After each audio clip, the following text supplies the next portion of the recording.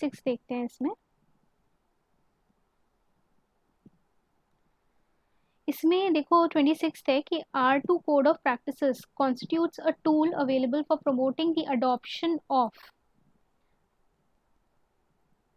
Adoption of option A जो आपको दे रखा है वो क्या है, environmentally responsible practices in electronics recycling industries, और बी है यहाँ पे ecological management of the wetlands of the international importance under the Ramsar convention. ठीक है। सी है यहाँ पे sustainable practices in the cultivation of the agricultural crops in degraded lands, और फोर्थ है यहाँ पे इन्वायरमेंटल इम्पैक्ट असेसमेंट। इसमें बताना है कि जो R2 कोड ऑफ प्रैक्टिसेस जो है वो किससे रिलेटेड है। सुना है आप लोगों ने?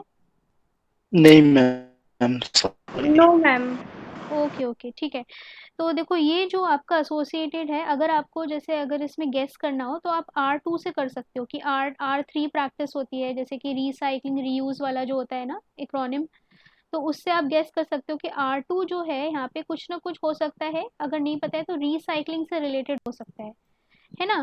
तो और अगर आप गेस करोगे इसमें तो ये ऑप्शन सही भी है, ये रिसाइकलिंग से रिलेटेड है, और रिसाइकलिंग भी यहाँ पे इलेक्ट्रॉनिक्स इंडस्ट्री से रिलेटेड है ये। ठीक है, तो ये कोड है जिसमें आप अच्छे से एफिशिएंटली कैसे आप रिसाइकल कर सकते हो इलेक्ट्रॉनिक स्पेसिफिकली, इलेक्ट्रॉनिक इंडस्ट्री के लिए, तो उससे रिलेटेड ये है R2 कोड ऑफ प्रैक्टिसेस। ठीक है। Okay ma'am. कंफ्यूजन होगी कि यहाँ पे हो सकता है रामसार कन्वेंशन से भी रिलेटेड हो, लेकिन देखो ये फैक्चुअल है वैसे तो, या तो पता होगा या तो नहीं पता होगा, लेकिन गेस आप ऐसे कर सकते हो कि R2 R3 ये सब मैम मुझे रिसाइकल तो ये रीयूज। लगा। हाँ जी। मैम मुझे रामसर वाला ही लगा ऑप्शन। हाँ हाँ हाँ लगेगा वो, लेकिन खैर आप ऐसे गेस कर सकते हो। चलो अब 27 देखते हैं यहाँ पे, why is there a concern about the copper smelting plants, they may release the lethal quantities of the carbon monoxide into the environment. The copper slag can cause the leaching of some heavy metals into the environment. फिर they may release the sulfur dioxide as a pollutant. तो ma'am, जब आप ये questions पढ़ते हैं हाँ तो जी उसे एक बार डिफाइन कर दीजिए करें थोड़ा सा, जिससे फिर आगे की जो स्टेटमेंट्स होती हैं वो समझने में आसान रहे किससे रिलेट है। ठीक है जैसे देखो। Why is there a concern about copper smelting plants, जो आप समझ आ गया मैम।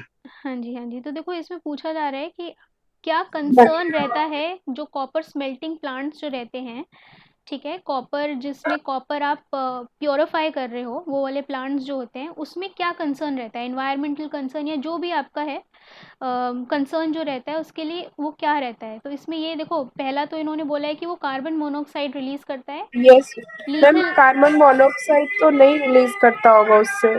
हम्म कॉपर को जब हम स्मेल्ट करते हैं तो हम्म उससे कार्बन मोनोऑक्साइड तो रिलीज नहीं होता, ये तो पता है। हम्म तो हमें लगता है इसमें फर्स्ट वाला ऑप्शन नहीं होगा। हाँ हाँ बेबी ठीक कह रहे हो, कार्बन मोनोऑक्साइड जो है वो इसमें रिलीज नहीं होता, इसमें एक कॉपर होता है इसके ओर में और शायद FeS होता है।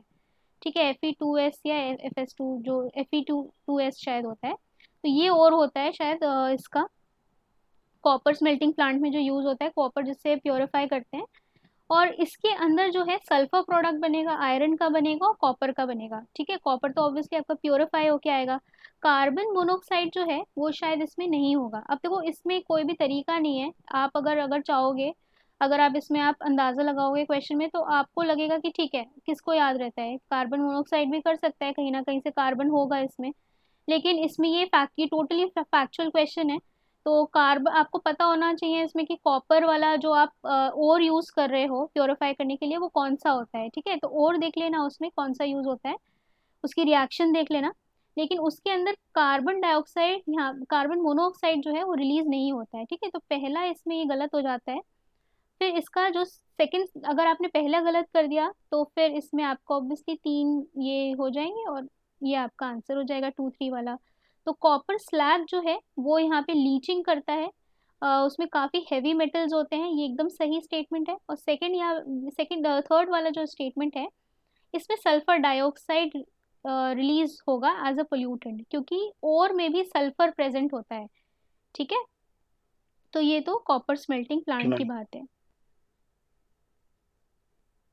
चलो अब हम देखते हैं इसमें फर्नेस ऑयल के बारे में है। फर्नेस ऑयल के बारे में है कि यहाँ पे आपका 3 स्टेटमेंट है, इसके बारे में बताना है कि कौन सा सही है, यहाँ पे करेक्ट पूछा है। ठीक है, it is a product of oil refineries, some industries use it to generate power, it uses its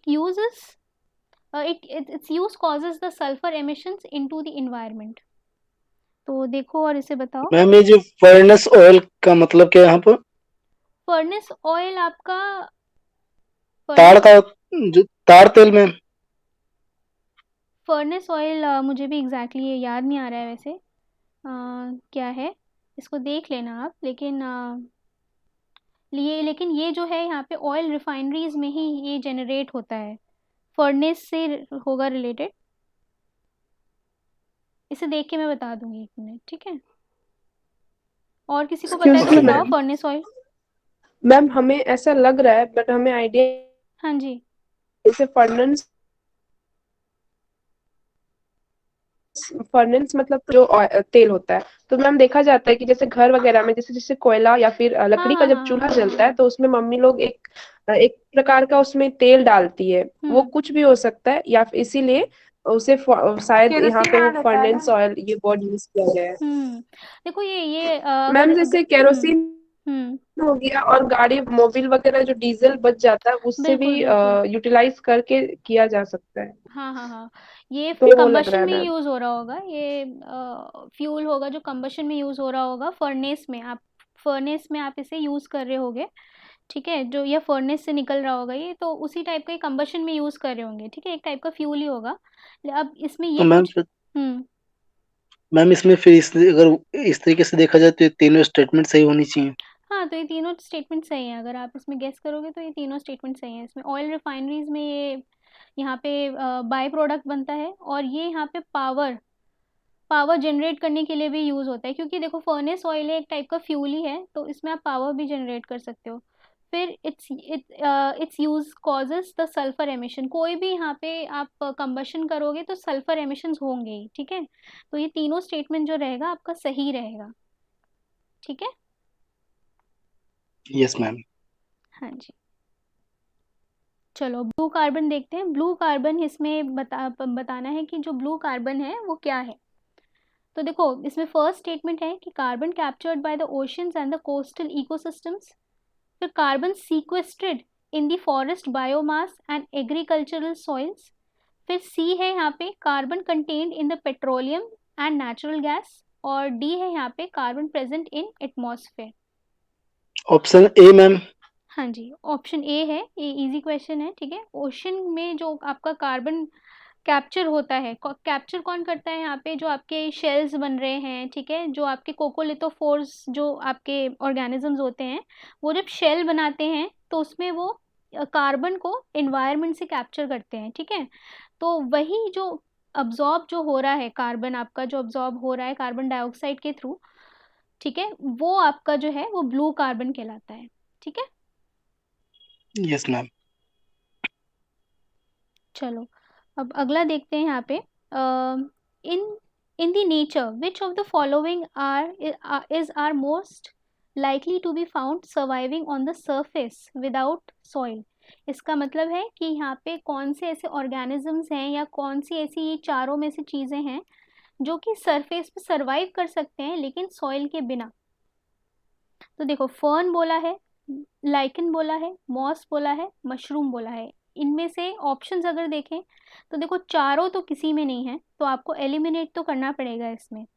ठीक है, तो अब तो देखो। मैम हम्म चौथा मशरूम तो होना चाहिए मैम।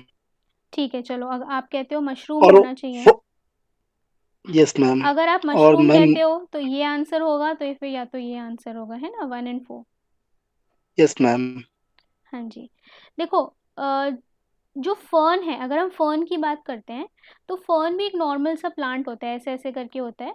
ठीक है, आपने देखा अगर होगा तो ऐसे करके नॉर्मल प्लांट होता है, इसको सॉइल की ज़रूरत पड़ती है, ठीक है, सॉइल की या फिर कंपोस्ट की।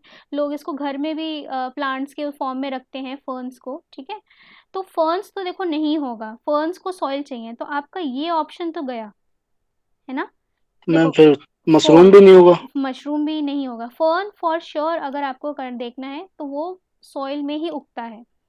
फिर अगर आप इसमें देखोगे तो ये भी ऑप्शन चला जाएगा, क्योंकि आपका फर्न जो है वो नहीं होगा, उसको सॉइल की ज़रूरत होती है। फिर आप लाइकन और मॉस की बात करोगे तो ये देखो, या तो ये होगा या तो ये होगा। तो ये दोनों जो हैं वो बिना बिना सॉइल के यहाँ पे उग सकते हैं, पत्थर पे उग सकते हैं या किसी भी सरफेस मटेरियल पे ये उग सकते हैं, ठीक है, ग्रो कर सकते हैं। तो इसीलिए आंसर जो रहेगा वो 2 और 3 रहेगा, लाइकन एंड मॉस। देखो मशरूम भी यहाँ पे हो सकता है, मशरूम स्पेसिफिकली सॉइल में ग्रो नहीं करता, वो भी शायद कंपोस्ट में ग्रो करता है या फिर वुडन वुडन जो सरफेस होता है उस पे ग्रो करा सकते हैं, या फिर स्ट्रॉ जैसी चीज़ें जो होती हैं वो मिक्स करा के मशरूम को ग्रो कराते हैं। सॉइल में ये इतना अच्छा ग्रो नहीं करता है मशरूम। अगर ऑप्शन होता 2, 3, 4, ठीक है, तो हो सकता है कि आंसर 2, 3, 4 हो जाता है, लेकिन ऑप्शन आपके इस तरीके से बने हुए हैं कि मशरूम वाला ऑप्शन जो है वो एलिमिनेट हो रहा है। तो ज़रूरी नहीं है कि ऑप्शन में भी वही हो, आपको इनमें से ऑप्शन सेलेक्ट करना है, तो मोस्ट अप्रोप्रिएट आपका 2 और 3 हो जाएगा, है ना।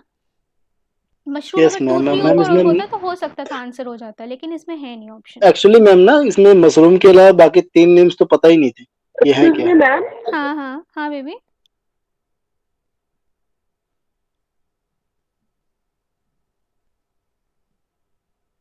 हेलो। एक्सक्यूज मी हाँ मैम। जी बेबी बोलिए। हेलो। मैम मेरी वॉइस आ रही है? आज हाँ आ रही है। हेलो।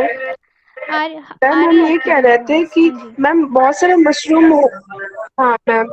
मैम तो जैसे ऑप्शन में जैसे आपने बताया कि जैसे मशरूम अगर अलग से होती तो उसको हम चूज कर सकते थे, लेकिन हम ये कह रहे हैं मैम कि अगर जैसे कुछ मशरूम्स होते हैं ना, वो सॉइल में ही उग जाते हैं, हाँ हाँ हाँ।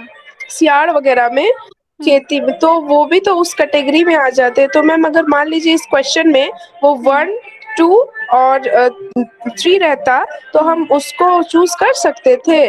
देखो इसमें देखो बेबी पूछ क्या रहा है, इसमें पूछ रहा है कि मोस्ट लाइकली, मतलब यहाँ पे ऐसा नहीं बोल रहा है only grown on the surface. इसमें बोल रहा है कि मोस्ट लाइकली, मतलब संभावना किसकी है कि वो सरफेस पे सरवाइव कर सकता है ना। तो देखो मशरूम सॉइल में ग्रो कर सकता है नो डाउट, लेकिन ये सरवाइव कर सक ज़्यादा बेटर, बल्कि सरवाइव कर सकता है अगर इसका वुडन या कॉम्पोस्ट हो, बिना सॉइल के ज़्यादा बेटर सरवाइव कर सकता है, ठीक है। Yes ma'am. तो इसमें ये इतना एक्सट्रीम स्टेटमेंट नहीं है, यहाँ पे मोस्ट लाइकली पूछा हुआ है कि ठीक है कौन सा कर सकता है, ठीक है। तो पॉसिबिलिटी है कि मशरूम अगर होता ऑप्शन में तो आप उसको कर सकते थे, लेकिन यहाँ पे मशरूम नहीं है तो आपने एलिमिनेट कर दिया है, फर्स्ट के साथ ही एलिमिनेट हो गया है। और लाइकन और मॉस जो है ये यहाँ पे पत्थर वगैरह या जैसी भी ये बहुत प्राइमरी प्लांट्स होते हैं तो ये ग्रो कर सकते हैं, ठीक है, इनको सॉइल की ज़रूरत नहीं है। चलो 31st देखते हैं। यहाँ पे 31st जो है आपका इसमें लिखा है consider the following statement. First statement है the governor of the RBI is appointed by the central government, ठीक है। फिर आपका सेकंड स्टेटमेंट है certain provisions in the constitution of India give rise India give the central government the right to issue directions to the RBI in public interest. Third है the governor of the RBI draws his power from the RBI act. चलो ये question देखो और ma'am कोशिश करो solve करने की। Ma'am इसमें तीसरा जो है और फर्स्ट स्टेटमेंट ये तो एक्यूरेट है, ठीक है, हाँ जी हाँ राइट है। जी। पर सेकंड स्टेटमेंट मैम एक बार फिर से समझा दें कि क्या कह रहे हैं। अच्छा अगर मैं समझा दूंगी ना सेकंड स्टेटमेंट तो आपको फिर समझ आ जाएगा और फिर आप मार्क कर दोगे, इसीलिए अपने आप समझो इसे। मैम एक मिनट मैं पढ़ना चाहता हूँ। हाँ Certain provisions in the Constitution of India।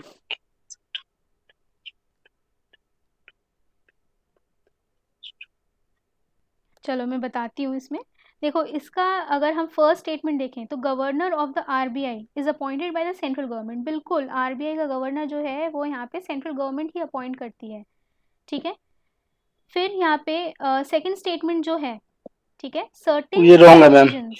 Certain provisions in the constitution of India, ठीक है, give the central government the right to issue the directions to the RBI in public interest। अगर constitution of India को directions देनी है तो RBI act क्या करेगा, है ना। बिल्कुल मैम, इसलिए अभी तो बिल्कुल इसीलिए इसीलिए रॉन्ग यहाँ है। पे ये गलत हो जाएगा, ठीक है।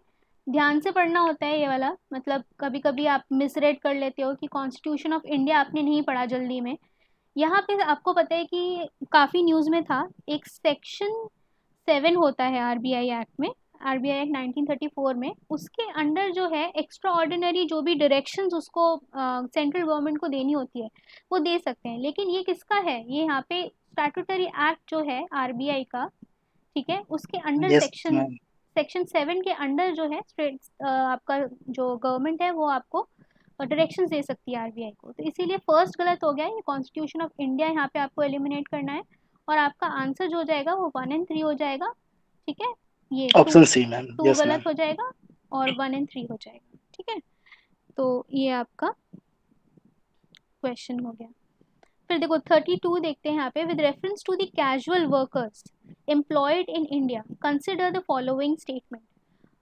All casual workers are entitled for employees provident fund coverage. All casual workers are entitled for regular working hours and overtime payment. The government can by a notification specify that an establishment or industry shall pay wages only through its bank account. Ma'am यहाँ पर दूसरा और तीसरा statement सही है।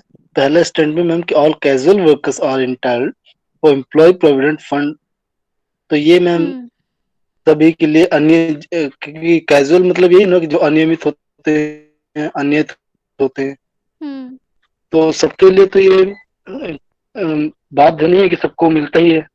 जब PF होता है सबको तो नहीं मिलता ना मैम, तो ये फर्स्ट स्टेटमेंट यहाँ रॉन्ग होना चाहिए, और मेरे हिसाब से सेकंड और थर्ड सही है, ऑप्शन बी करेक्ट होना चाहिए।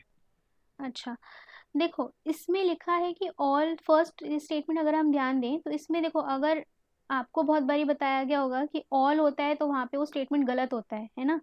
तो देखो इस ऐसा मतलब ऑब्वियसली हर बारी पैटर्न चेंज हो जाता है, हर बारी ज़रूरी नहीं कोई कोई आपका ट्रिक लगे या कुछ हो, ठीक है। देखो इस बार भी कोई ऐसी ट्रिक नहीं लगी है, ऐसा एक्सट्रीम स्टेटमेंट आपको दिख रहा है कि ऑल कैजुअल वर्कर्स, लेकिन ये ट्रिक काम नहीं कर रही है। यहाँ पे आपको थोड़ा सा अपना दिमाग अप्लाई करना पड़ेगा इन दी सेंस कि देखो ऑल कैजुअल वर्कर्स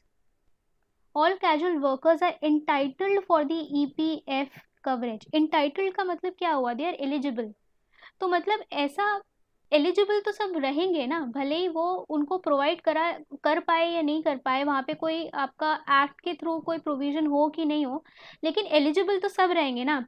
जैसे फॉर एग्जांपल अगर मैं बात करूँ पढ़ने के लिए, तो पढ़ाई जो है वो सबके लिए अवेलेबल है ना, कोई भी इरिस्पेक्टिवली जा सकता है। क्या वहाँ पे कोई एलिजिबिलिटी क्राइटेरिया है कि नहीं इस घर का लड़का है वो नहीं पढ़ सकता, इस घर का लड़का पढ़ सकता है, ऐसा नहीं है ना। Everyone is entitled for studying और फॉर एजुकेशन, ठीक है। इंटाइटल तो सभी रहेंगे ना, वो बात अलग है आपके पास रिसोर्सेस कितने हैं, ठीक है, कुछ आपने क्राइटेरिया बना दिया है कुछ एक्ट के थ्रू, लेकिन इंटाइटल जो रहेंगे वो यहाँ पे सारे कैजुअल वर्कर्स रहेंगे, ठीक है। कॉन्ट्रैक्चुअल वर्कर्स की बात यहाँ पे कर रहे हैं, ठीक है। तो मैम फर्स्ट ये स्टेटमेंट, कैजुअल वर्कर्स मैम कि इसमें तो सभी आ गए ना मैम, जो नियमित है जो अनियमित है दोनों। बिल्कुल सब तो मैम यहाँ पे सारे कॉन्ट्रैक्चुअल वर्कर्स जो हैं वो यहाँ पे एलिजिबल हैं इसके लिए, एम्प्लॉय प्रोविडेंट फंड के लिए, ठीक है। और इसके ऊपर ना सुप्रीम कोर्ट का वो भी आया था, जजमेंट भी आया था, और उसमें उन्होंने वहाँ पे बोला था कि यहाँ पे जो कॉन्ट्रैक्चुअल एम्प्लॉयज़ हैं जो कि यहाँ पे वेजेस लेते हैं किसी कंपनी से या डायरेक्टली सैलरी लेते हैं, वो सब यहाँ पे पीएफ के प्रोविडेंट फंड के बेनिफिट्स के लिए एलिजिबल हैं, ठीक है। इसका एक जजमेंट आप देखना, ठीक है। जजमेंट इनका पवन हंस करके है सुप्रीम कोर्ट का, तो उसके अंडर उन्होंने बोला था, ठीक है, कि जो आपके कैजुअल वर्कर्स मतलब कॉन्ट्रैक्चुअल वर्कर्स से रिलेटेड है वो यहाँ पे एलिजिबल हैं, ठीक है, पीएफ सबको मिलेगा।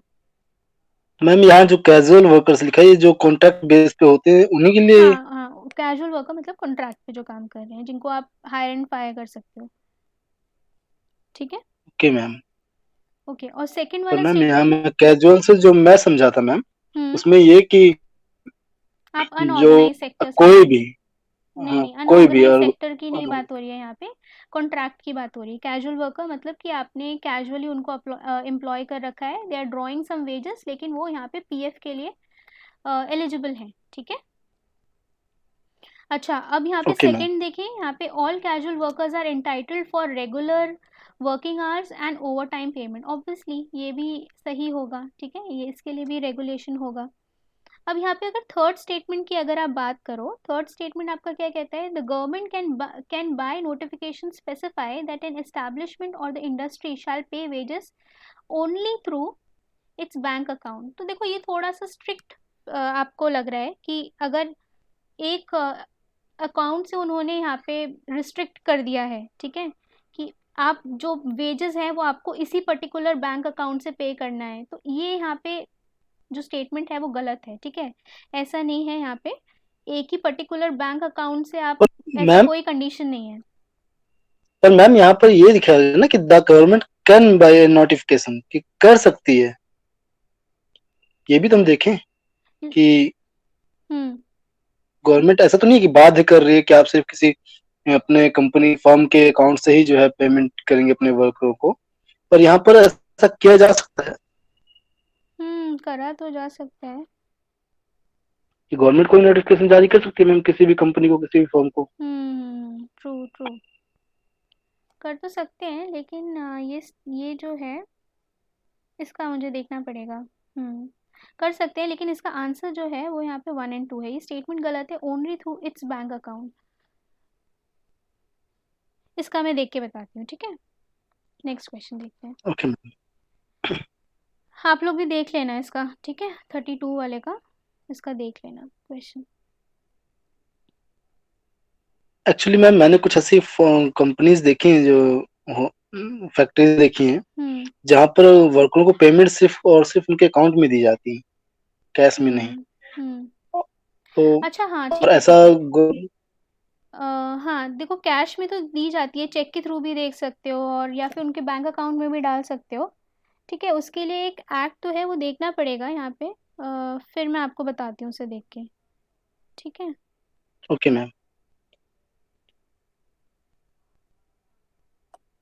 ओके चलो 33 देखते हैं फटाफट।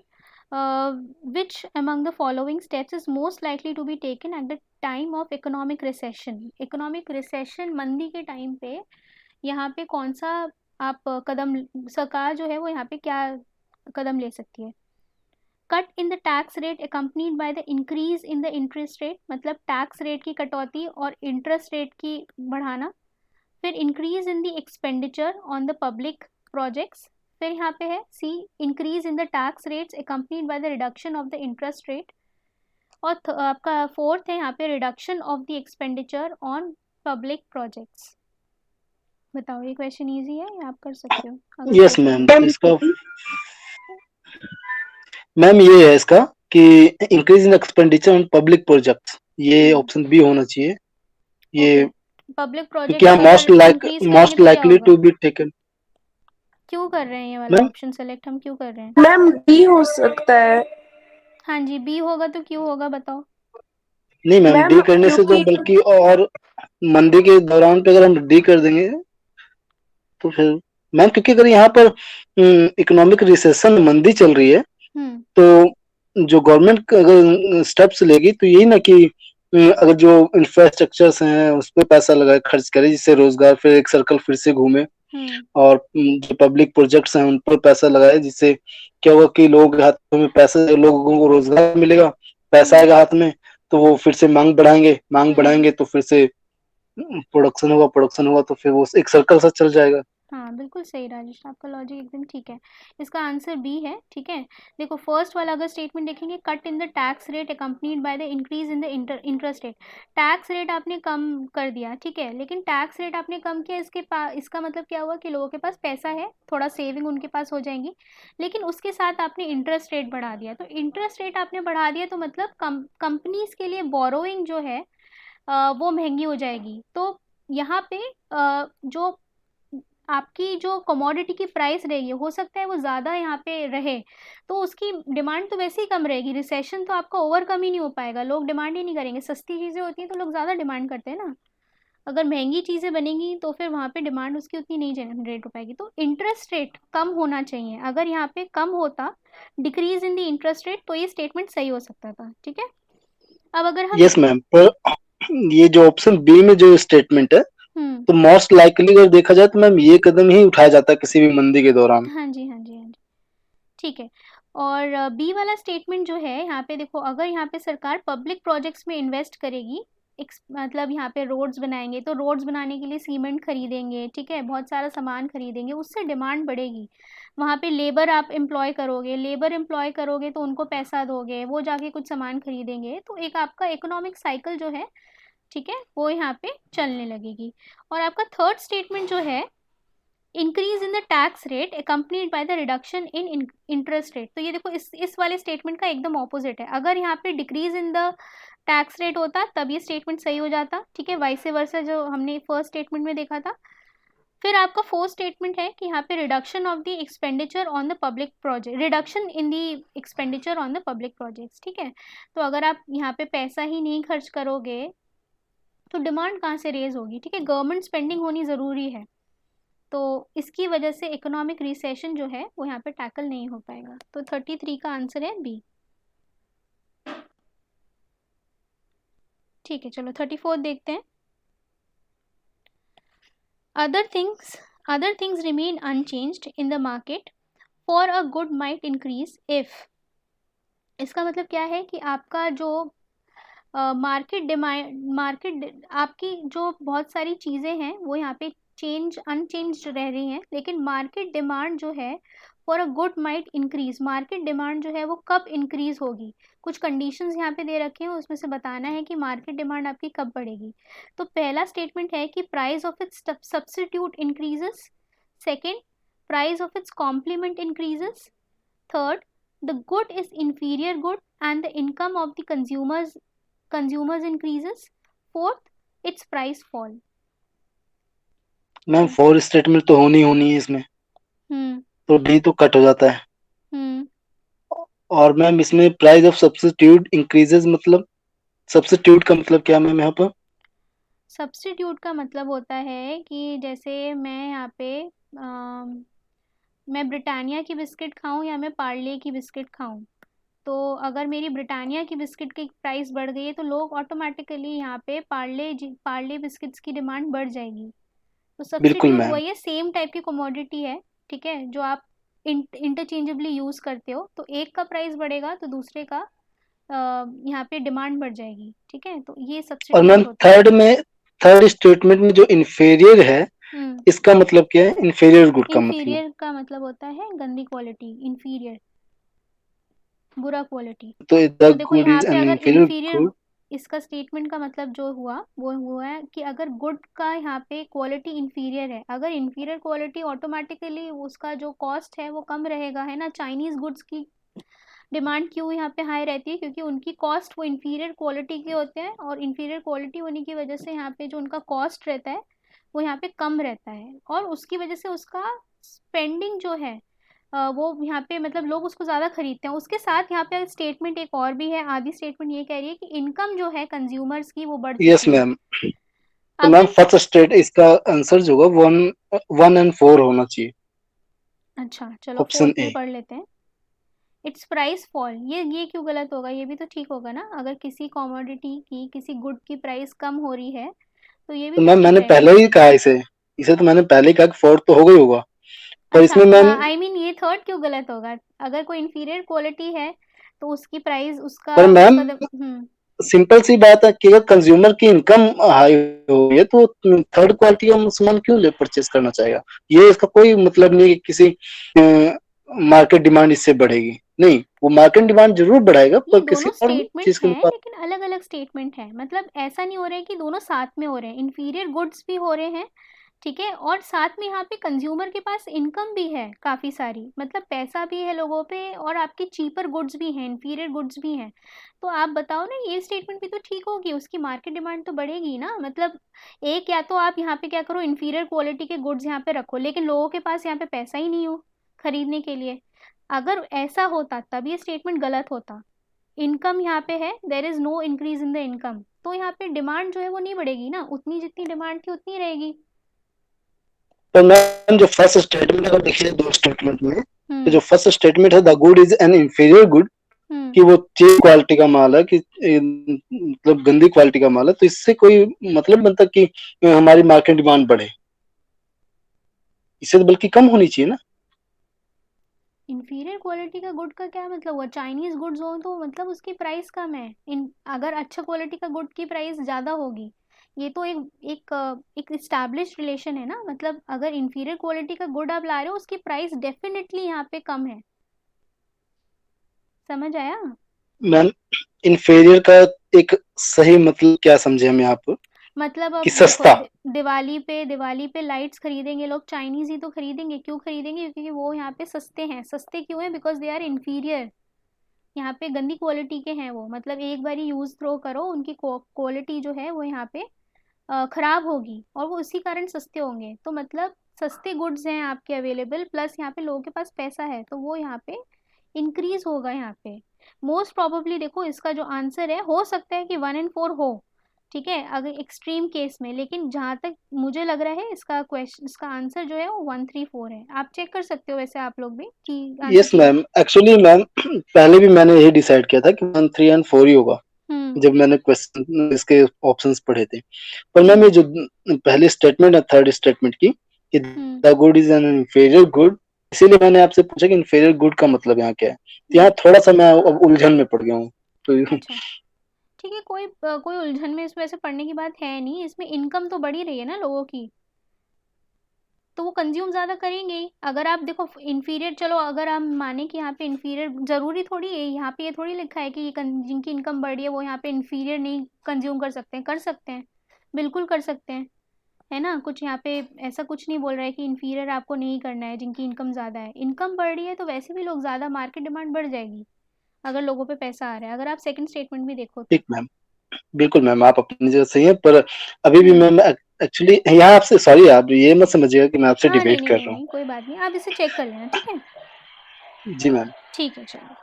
एक्चुअली मैम ना ये जो स्टेटमेंट की इंफीरियर गुड, तो ये दोनों अलग अलग हो गई हैं अब यहाँ पर, कि हाँ पब्लिक जी। के पास पैसा है, उनकी इनकम है, और एक सस्ता सामान होना। तो मैम हम्म। कोई सामान इतना सस्ता हो जाए तो इसका मतलब ये नहीं कि, मतलब यहाँ इंफीरियर का मतलब गंदी क्वालिटी का, अच्छी क्वालिटी का नहीं। तो कोई अच्छी गंदी क्वालिटी का अगर सामान है, हम्म। अच्छी क्वालिटी का नहीं है, तो उसकी वजह से पब्लिक डिमांड बढ़े, ये भी जरूरी नहीं हो।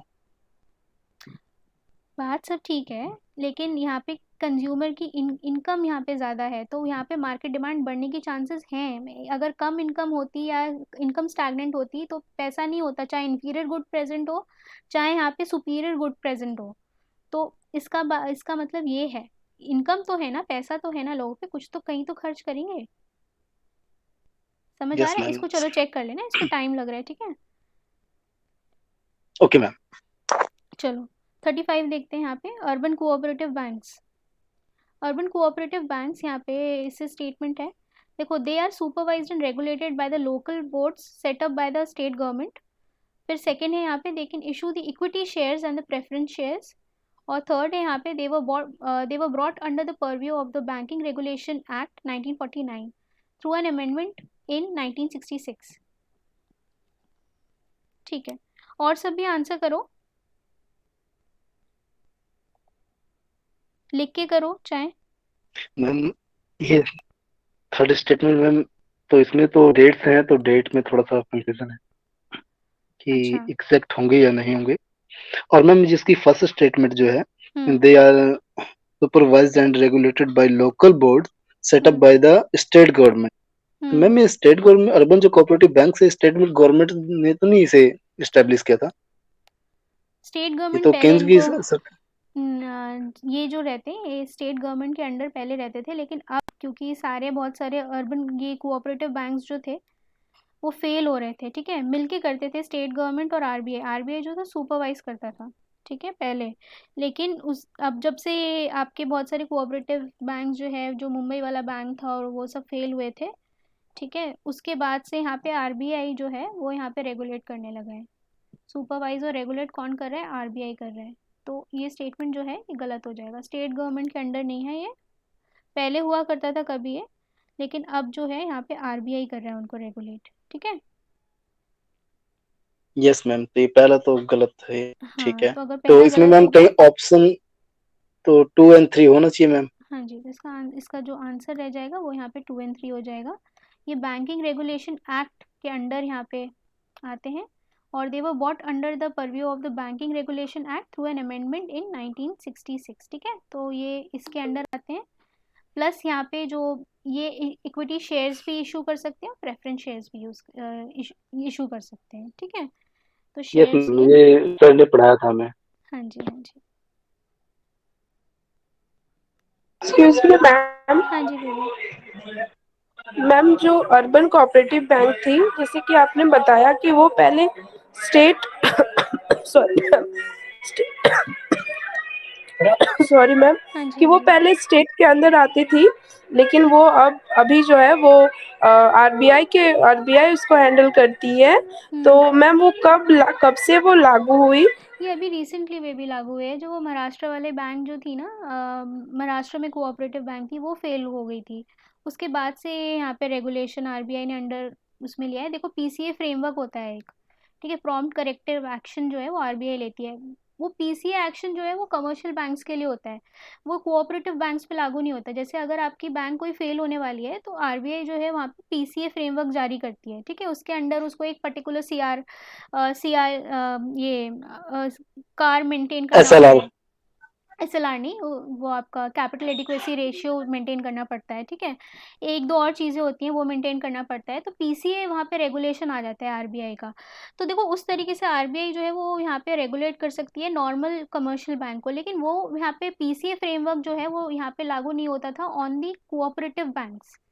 अर्बन कोऑपरेटिव या रूरल कोऑपरेटिव, दो टाइप की होती है, वो डिपेंड करता है कि कहाँ पे वो फंक्शन कर रही है। अगर रूरल एरिया में कर रही है तो रूरल कोऑपरेटिव बैंक हो जाएगी, और अगर अर्बन में कर रही है तो अर्बन कोऑपरेटिव हो जाएगी। तो अब जो है आरबीआई के अंडर जब आ जाएगा तो वो यहाँ पे कुछ मेजर्स ले सकती है इनको रेगुलेट करने के लिए, ठीक है। इसीलिए यहाँ पे उस टाइम जो था वो बैंक जो थी, वो कोऑपरेटिव बैंक जो थी वो फेल हो गई थी, ठीक है। और बहुत सारा यहाँ पे थोड़ा सा इनका देख रेख इतनी हो नहीं पाती है। अगर जो मिनिस्टर्स हैं बहुत सारे, वो उनके अंडर ही होती हैं, एमपीज जो होते हैं मेनली वही देख रहे होते हैं इसका जो उस डिस्ट्रिक्ट का जो भी यहाँ पे एमपी वगैरह बंदा जो होता है, उसी वही यहाँ पे जो कोऑपरेटिव बैंक है उनका देख रेख कर रहा होता है। तो यहाँ से बहुत करप्शन वगैरह भी होता है, ठीक है, फंड्स इधर उधर करे जाते हैं, तो उसकी वजह से ये जो है बहुत इनएफिशिएंटली काम करती हैं कोऑपरेटिव बैंक्स। अब ये आरबीआई के अंडर इसीलिए ये लिया भी गया है, ठीक है, जब विजिबली दिख रहा है कि वो फेल हो रही है कोऑपरेटिव बैंक्स, ठीक है बेबी। यस मैम, थैंक हाँ यू जी, मैम। हाँ जी। अब देखो यहाँ पे 36 देखते हैं, government bond yields. Indian government bond yields are influenced by which of the following. तो इंडियन गवर्नमेंट बॉन्ड यील्ड्स की बात कर रहा है, और इसमें पूछा है कि ये इन्फ्लुएंस किससे होती हैं। बॉन्ड यील्ड्स अगर आपने देखा होगा तो बहुत न्यूज़ में था। और फिर इसमें फर्स्ट स्टेटमेंट है कि actions of the United states federal reserve. Federal reserve क्या है? यूनाइटेड स्टेट की जो यहाँ पे सेंट्रल बैंक है, ठीक है, वो यहाँ पे फेडरल रिजर्व उसे बोलते हैं। फिर यहाँ पे एक्शंस ऑफ द आरबीआई, ठीक है, आरबीआई कोई भी एक्शन लेता है तो उससे बॉन्ड यील्ड जो है वो यहाँ पे इफेक्ट होता है। प्लस यहाँ पे inflation and the short term interest rate. तो देखो, एप्लीकेशन बेस्ड क्वेश्चन है, बॉन्ड यील्ड पता होना चाहिए और आपको इंटरलिंक करना आना चाहिए कि किस पे क्या असर रहेगा। तो कोई भी आप कॉन्सेप्ट पढ़ते हो, बॉन्ड यील्ड पढ़ रहे हो, तो बॉन्ड यील्ड का क्या असर होता है उसको आपको हमेशा इंटरलिंक करके पढ़ना पड़ेगा। ऐसी क्वेश्चंस आ रहे हैं, और कुछ डायरेक्ट डायरेक्ट नहीं आता, ये आपका एप्लीकेशन बेस्ड क्वेश्चन है। तो चलो इसे और क्वेश्चन मैम यहाँ समझते हैं। पर जो action of the United State Federal Reserve, हम्म, तो मैम अगर यूएसए का अगर जो संघीय बैंक है, हम्म, संघीय रिजर्व है, अगर वो एक्शन लेता है तो ये हमारे इंडियन गवर्नमेंट बॉन्ड पर तो इफेक्ट नहीं होना चाहिए। हम्म, हाँ, action of the Reserve Bank of India इसके द्वारा होगा। हम्म, inflation and short term interest rate जो होगा उसके तहत भी जो है बॉन्ड यील्ड्स पर इफेक्ट पड़े हैं। हम्म मैम यहाँ देखो फर्स्ट वाला थोड़ा सा। फर्स्ट वाला, हाँ हो सकता है डाउट इसमें हो रहा हो। देखो फर्स्ट वाला क्या है कि यहाँ पे यूएस, देखो डॉलर जो है आपका, मेजरली जो ट्रेड होता है वो हर हर जगह डॉलर से ही ट्रेड होता है, ठीक है। तो आपका एक्सचेंज रेट जो है वो डॉलर की सप्लाई पे डिपेंड करेगा कि नहीं करेगा?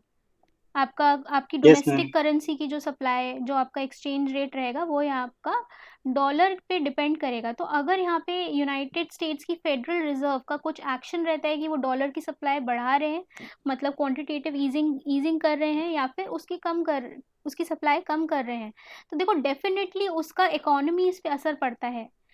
अगर उसमें ट्रेड हो रहा है तो क्यों नहीं असर पड़ेगा, है ना? बिल्कुल असर पड़ेगा, क्योंकि एक्सचेंज रेट यहाँ पे इफेक्ट होगा बाकी कंट्रीज का। इंडियन एक्सचेंज रेट है वो इफेक्ट होगा।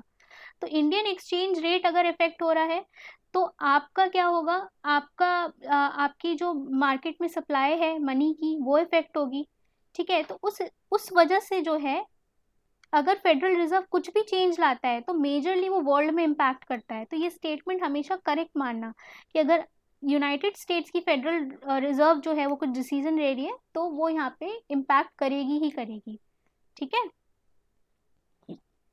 Okay ma'am. सेकंड तो इस तरह स्टेटमेंट, से मैम, हाँ यस मैम, इस तरह से तो फिर तीनों स्टेटमेंट सही हाँ, होंगे। उस तरीके से यहाँ पे तीनों स्टेटमेंट सही है। सेकंड स्टेटमेंट अगर हम देखेंगे, the action of the Reserve Bank of India. देखो रिजर्व बैंक का एक्शन तो ऑब्वियसली आपको, क्योंकि ये पूरा यहाँ पे लिक्विडिटी देखेगा इकोनॉमी की, तो वो तो मनी कितना रहेगा सप्लाई में उस हिसाब से भी ये इफेक्ट होगा, ठीक है। और inflation and the short term interest rate, inflation आपका ज़्यादा है कम है, ठीक है, उस हिसाब से भी ये होगा। अच्छा, अब बॉन्ड बॉन्ड यील्ड्स क्या होती हैं ये सबको पता है कि नहीं पता है? तब तो ये सवाल समझ आएगा, वरना तो ये मुझे लग रहा है कि ऊपर से जाएगा। नहीं मैम, अब बॉन्ड यील्ड्स मैम समझ आ गया। गवर्नमेंट जो है ये बॉन्ड जो है अपने हम्म वो जारी करती है, हम्म अच्छा, बाकी किसी को जिसके समझना है मैं बताऊं?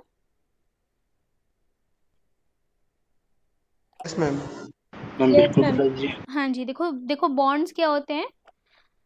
देखो बॉन्ड्स आपके होते हैं जब कोई कंपनी आपका उधार लेती है, ठीक है, कंपनी उधार लेती है या फिर आपकी गवर्नमेंट उधार लेती है, ठीक है। तो गवर्नमेंट सिक्योरिटीज जिनकी बात करते हैं वो गवर्नमेंट बॉन्ड्स होते हैं, ठीक है। तो ये नॉर्मली 10 साल के इशू होते हैं। या तो इंडियन गवर्नमेंट यहाँ पे बॉन्ड्स इशू करती है, या फिर अगर यूएस की गवर्नमेंट है वो यहाँ पे बॉन्ड्स इशू करती है, ठीक है। बॉन्ड पे एक इंटरेस्ट रेट होता है जिसको हम बोलते हैं कूपन रेट, ठीक है। कूपन रेट होता है, जैसे कि मैंने 100 रुपये का मुझे उधार चाहिए, गवर्नमेंट को 100 रुपये का उधार है, तो उस पर उसने एक इंटरेस्ट रेट सेट किया है कि 10% जो है आपको सालाना मैं इस पे इंटरेस्ट रेट दूंगा, ये होता है कूपन रेट, ठीक है। अब ये जो है, इस पे आपको 10 10 जो 10 रुपये है, इसका 10, इसका 10% 10 रुपये हो गया, ठीक है। 10 रुपये आपका इंटरेस्ट आता रहेगा। ये जो इंटरेस्ट अमाउंट है, अमाउंट जो है 10 रुपये जो है, ये होता है बॉन्ड की यील्ड, ठीक है, समझ आ गया? इसको हम बॉन्ड यील्ड बोलते हैं। Yes ma'am. तो यस यहाँ मैम। पे इसकी बात हो रही है कि गवर्नमेंट की बॉन्ड यील्ड जो है ये यहाँ पे कैसे इफेक्ट होती है। देखो, और एक इम्पैक्ट ये देखो, अगर बॉन्ड यील्ड जो है वो बढ़ेगी, अगर बॉन्ड यील्ड बढ़ रही है तो इसका मतलब क्या हुआ? जो इन्वेस्टर्स हैं उनको तो फायदा हो रहा है, लेकिन सरकार के लिए लोन लेना महंगा पड़ रहा है, उसको ज़्यादा इंटरेस्ट रेट पे करना पड़ रहा है, ठीक है। तो सरकार के लिए या फिर जो यहाँ पे जो इशू कर रहा है बॉन्ड, उसके लिए खराब बात हो जाती है, ठीक है। तो एब्सोल्युटली मैम। उस रेफरेंस में समझना कि बॉन्ड यील्ड जो है वो कैसे कैसे यहाँ पे इन्फ्लुएंस होगा, कि यहाँ पे महंगा कब, यहाँ पे बॉन्ड यील्ड जो है वो कब यहाँ पे सरकार को यहाँ पे कब महंगा पड़ रहा है, ठीक है। Yes ma'am. मैम सर ने ये बॉन्ड यील्ड्स और जो ट्रेजरी बिल वगैरह जारी की जाती हैं वो बड़े अच्छे से समझाया था। ओके कूपन ओके, बिल सब कुछ। ठीक है, वेरी गुड, फिर उसको रिवाइज करना और समझना। चलो 36 था नहीं, आगे देखते हैं 37। ठीक है, आंसर इसका तीनों है, तीनों से इफेक्ट होगा। अब देखो यहाँ पे 37 देखते हैं। Consider the following: the foreign currency convertible bonds, foreign institutional investment with certain conditions, global depository receipts and non-resident external deposits। इसमें से कौन से जो है आपके एफडीआई में इंक्लूड होंगे?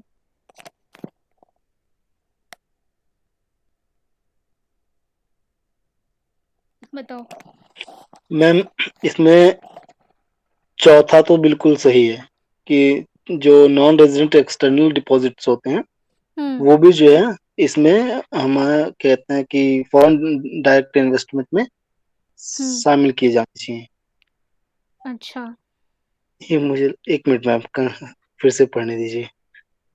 सब लोग पढ़ो।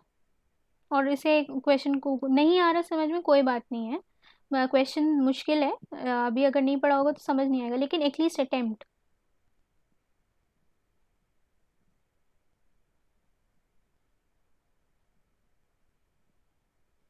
सॉरी मैम, यहाँ नॉन रेजिडेंटल एक्सटर्नल डिपॉजिट जो हो गया, हम्म। तो डिपॉजिट करने से ये तात्पर्य क्या है? एक तो मैम अगर इसमें देखें तो हम ये सेकंड है वो भी सही है, और ग्लोबल डिपॉजिटरी रिसिप्ट्स मैम इसका मतलब बताएंगे थोड़ा सा? चलो चलो, मैं इसे करती हूँ सॉल्व, ठीक है।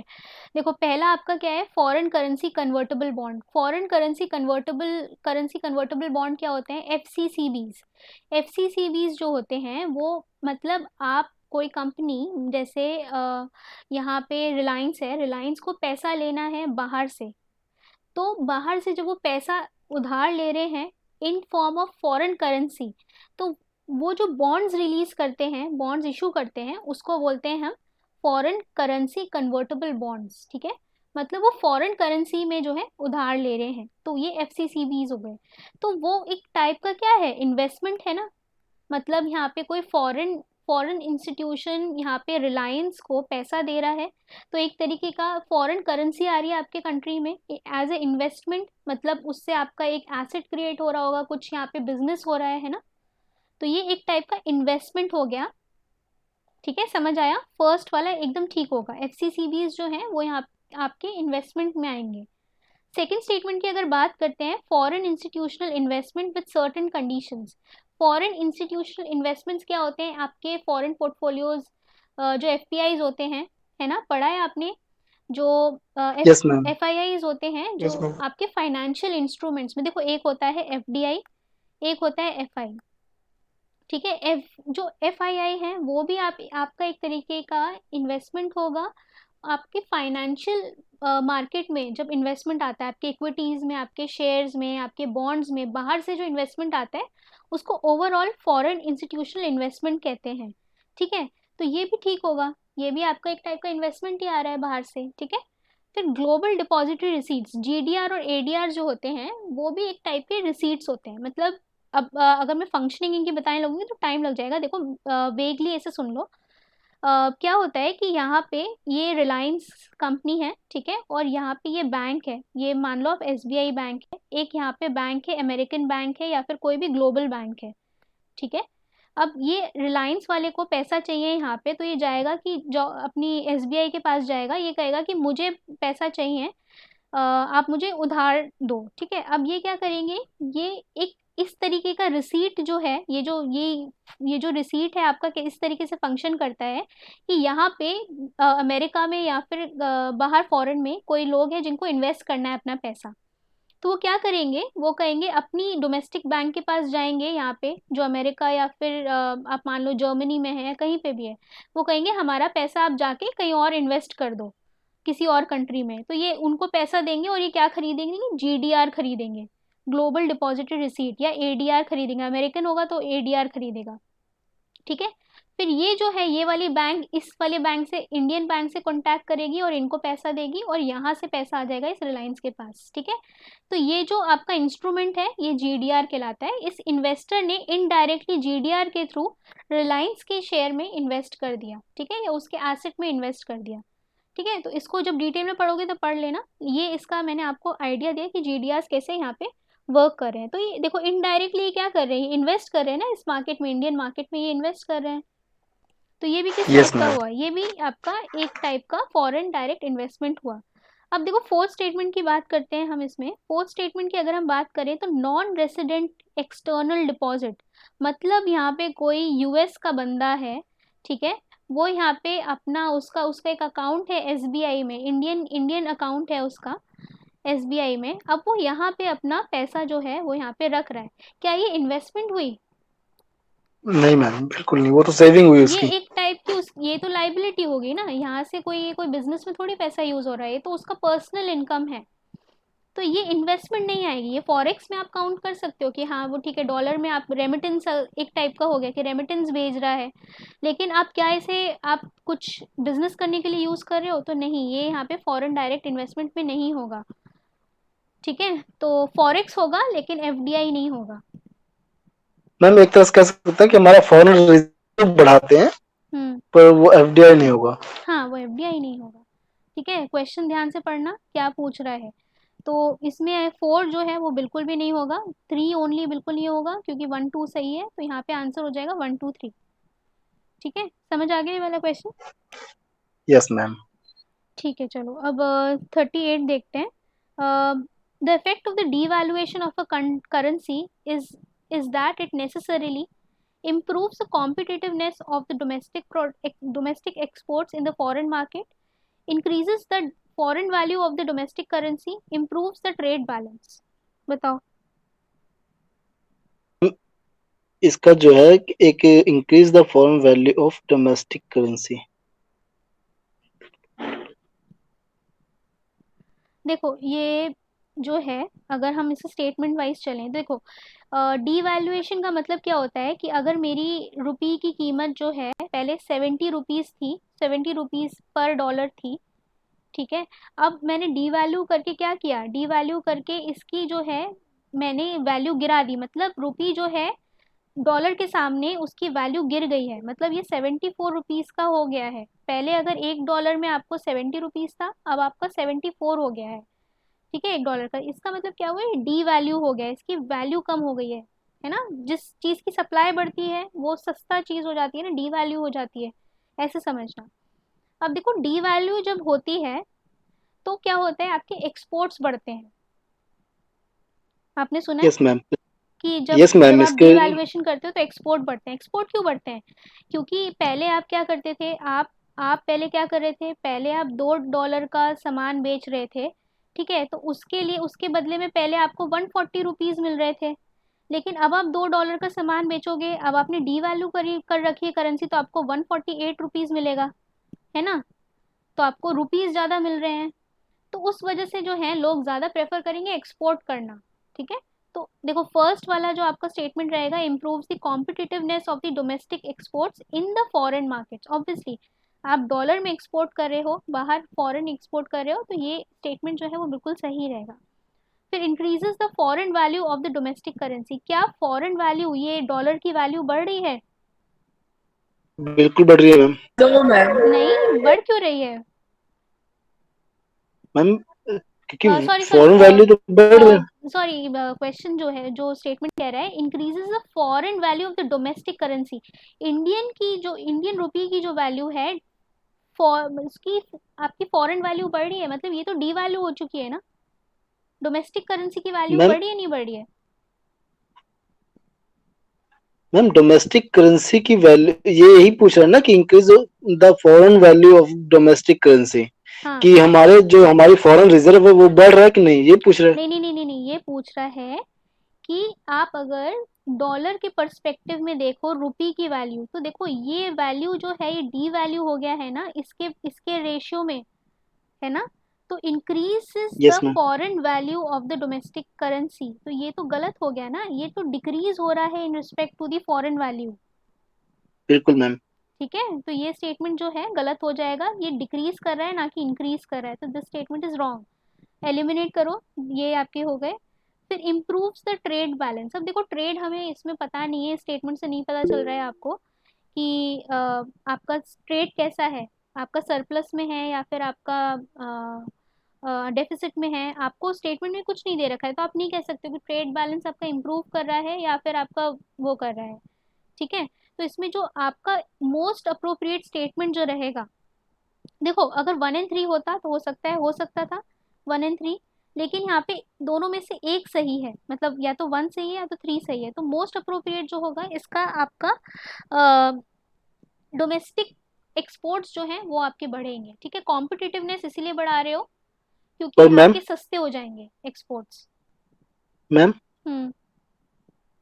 मैम अभी ये जो आपने कहा ना कि या तो एक सही होगा या फिर तीन सही होगा, हाँ, पर ये मैम मैं नहीं यहाँ कह पर रही, यहाँ देखें पे तो देखो ये स्टेटमेंट कह रहे हैं 1 and 3। अगर 1 and 3 ओके मैम। होता तो हो सकता है सही हो जाता कि आपका एक्सपोर्ट्स बढ़े तो ट्रेड बैलेंस इंप्रूव हो सकता है। तो मैम इसमें क्या है, हम तीसरे को नहीं ज्यादा बेहतर मान सकते, ट्रेड बैलेंस तो हो ही रहा है ना इससे कहीं ना कहीं मैम। ट्रेड बैलेंस हो रहा है लेकिन लेकिन जो इसमें यहाँ पे अप्रोप्रिएटली मेंशन नहीं है ना कि क्या आपका हो रहा है। इसमें आपका जो डायरेक्ट इफेक्ट रहेगा डीवैल्यूएशन का वो ये रहेगा कि आपके एक्सपोर्ट्स आपके वो हो जाएंगे, इम्प्रूव हो जाएंगे। तो पर मैम कॉम्पिटिटिवनेस। क्या ये हम्म। कॉम्पिटिटिवनेस जो है ये बढ़ेगा हमारा? हाँ, कॉम्पिटिटिवनेस बढ़ेगा हमारा क्योंकि आप आपकी जो सामान है वो सस्ता बिक रहा है ना बाहर। तो उसकी वजह से अगर आपका दाम जो है कम है तो कॉम्पिटिटिवनेस तो बढ़ी जाएगी। यस मैम, उस परिप्रेक्ष्य में देखें और अगर ये थोड़ा डोमेस्टिक। सा वाइडर स्टेटमेंट है, ये थोड़ा डायरेक्ट स्टेटमेंट है, तो डायरेक्ट वाला आंसर हम ज़्यादा लेंगे। ठीक है कि आपका डायरेक्टली कहाँ असर हो रहा है, आपके डोमेस्टिक एक्सपोर्ट्स की कॉम्पिटिटिवनेस बढ़ रही है ना। चाइना जो है डीवैल्यू करके रखता है अपना करेंसी, और फिर उसकी जो एक्सपोर्ट्स हैं वो काफ़ी कॉम्पिटिटिव रहते हैं दुनिया भर में। ठीक है, इस वजह से तो आप चाइना का एग्जाम्पल यहाँ पे एकदम रिलेटेबल कर सकते हो, मान सकते हो कि यहाँ पे उसकी वजह से डिवैल्यूएशन की वजह से उसके कॉम्पिटिटिव हैं सारे गुड्स पूरे वर्ल्ड में, है ना। यस मैम, अभी तो क्लियर है हाँ मैम, हाँ क्योंकि हाँ। ये मैं इस बेस पे ले रहा था ना मैम कि कॉम्पिटिटिवनेस जो है कि एक जो हमारी उत्पादन लागत जो है हम्म वो हमारी ज्यादा है, पर कुछ भी हमारी ज्यादा है इसीलिए मार्केट में compete नहीं कर पा रही है। पर जब हम वो सस्ते दाम में खरीद, हमारा जो करेंसी है वो अगर उसका उसकी वैल्यू कम हुई है तो हम्म मार्केट में वो सस्ती बिकेगी, क्योंकि हम्म। लोग उसके लिए कम पैसे देने पड़ रहे हैं। हम्म अभी तक वो दो सामान के लिए 140 रुपए, $2 दे रहे थे, अब हो सकता है $2 में हमें तीन सामान मिल जाए। तो हाँ इस हाँ तरीके हाँ। से फिर कंपटीशन में बढ़ जाएगा। बिल्कुल मैम। ठीक है। ठीक है। चलो दो क्वेश्चंस करते हैं अब, फिर एंड अप करते हैं, ठीक है फटाफट। ये 39 दोनों इजी क्वेश्चंस हैं शायद। चलो 39 देखते हैं। Which one of the following effects of the creation of black money in India has been main cause for worrying the government. पहले एक तो diversion of the resources to the purchase of the real estate and investment in the luxury housing. ठीक है। फिर second statement है investment in the unproductive activities, purchase of the precious stones, jewellery, gold. Third statement है आपका large donations to the political parties and the growth of regionalism. और fourth statement है आपका loss of the revenue for the state and exchequer due to the tax evasion. तो black money का असर क्या होता है गवर्नमेंट को, क्यों चिंताजनक बात है ये गवर्नमेंट के लिए ब्लैक मैम मनी। इसका डी मैम, क्योंकि loss of revenue of the to the state, and ये क्या नीचे लिखा, हाँ, secure exchequer. Due to tax evasion. Yes is ma'am. हाँ, जी। तो इसमें देखो ब्लैक मनी वही होता है। ब्लैक मनी ऐसा नहीं है कि आपने कोई भी पैसा जिस पे आपने टैक्स नहीं दिया है वो ब्लैक मनी हो गया। ठीक है, चाहे वो नॉर्मल बिजनेसमैन हो चाहे कैसा भी हो, नॉर्मल इंसान ने उसे जनरेट किया, उसके ऊपर टैक्स नहीं पे किया है, that will be a black money. ठीक है।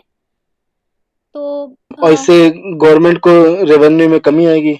हाँ, तो गवर्नमेंट वहाँ पे टैक्स नहीं कर पा रही है तो उसको यहाँ पे लॉस हो रहा है। तो यहाँ पे अगर फॉरेन में आप जा रहे हो, फॉरेन में आपने इसको इन्वेस्ट कर दिया है जैसे भी आपने किया ब्लैक मनी जो है, उसमें यहाँ पे मेन उसका जो कंसर्न रहेगा गवर्नमेंट को, यहाँ पे इनकम लॉस रहेगा। ये है, ये सब कुछ नहीं है कि रिसोर्सेज आप बाहर लेके जा रहे हो या फिर लग्जरी हाउसिंग से गवर्नमेंट का क्या मतलब, उसको गवर्नमेंट को थोड़ी दे देंगे। और अनप्रोडक्टिव एक्टिविटीज़ जैसे परचेज ऑफ प्रीशियस गोल्ड, इससे भी गवर्नमेंट को क्या मतलब है। Large donations to the political party and growth of regionalism. देखो ग्रोथ ऑफ रीजनलिज्म तो गवर्नमेंट क्या कर लेगी, मतलब वो तो that's a part of politics. और लार्ज डोनेशन पॉलिटिकल पार्टी को अगर दी जाएगी तो ये थर्ड स्टेटमेंट तो बहुत ही अच्छी और अच्छा बल्ले बल्ले स्टेटमेंट है फॉर द गवर्नमेंट। पार्टीज को अगर यहाँ पे डोनेशन आएगा तो इसका सबसे सही आंसर रहेगा कि आपका इनकम लॉस रहेगा गवर्नमेंट को। यस मैम, टोटल यही होता है कि हम्म। लॉस होता है रेवेन्यू में। हाँ जी। चलो 40 देखते हैं। Which one of the following is likely to be the most inflationary. Inflationary कौन सा है यहाँ पे इफेक्ट में। Repayment of the public debt, borrowing from the public to finance a budget deficit, borrowing from the banks to finance a budget deficit, और creation of a new money to finance the budget option D ma'am. Deficit. Option D ma'am. ठीक है, सब agree कर रहे हैं कि option D होगा answer. आज कोई है नहीं क्या। सभी है मैम। देखो इसका ऑप्शन जो रहेगा, आंसर डी रहेगा। इसमें मोस्ट सब इन्फ्लेशनरी है, जहाँ तक है मोस्टली सब इन्फ्लेशनरी है, लेकिन मोस्ट इन्फ्लेशनरी जो रहेगा वो डायरेक्ट पैसा छापना होगा। यहाँ पे अगर पैसा यस छापने मैम। लगी आरबीआई तो सबसे ज़्यादा इन्फ्लेशनरी वो हो जाएगा, ठीक है। और यस मैम बिल्कुल। पब्लिक डेट में भी आपका इन्फ्लेशन बढ़ेगा। जब यहाँ पे पब्लिक डेट पे कर रही है सरकार, पब्लिक डेट पे करके पैसा बढ़ा रही है सप्लाई में, वो भी इन्फ्लेशनरी हो जाएगा। बोरो करेगी तो यहाँ पे उसके लिए भी यहाँ पे सरकार पैसा लेके खर्च कर रही है, उसमें भी यहाँ पे इन्फ्लेशन बढ़ेगा। Borrowing from the banks to finance budget deficit, उसमें भी सरकार बोरो करके खर्च कर रही है, इसमें भी आपका इन्फ्लेशन बढ़ेगा। लेकिन सबसे ज़्यादा जो बढ़ेगा वो आपका न्यू मनी क्रिएट करने से बढ़ेगा। तो ये इसका अगर ऑप्शन मैम रहेगा। यहाँ ऐसे ऑप्शन दिए होते 1 2 3 1 2 4 तो उसमें सभी स्टेटमेंट आ जाते हैं। हाँ तो सब आ जाते हैं इसमें, लेकिन इसमें सबसे ज़्यादा इन्फ्लेशनरी पूछा है, ठीक है। चलो अब कल देखते हैं इसमें। Okay ma'am. ओके चलो, good night. Thank you ma'am, thank you so much, okay good okay, night thank ma'am. You ma'am. Bye bye.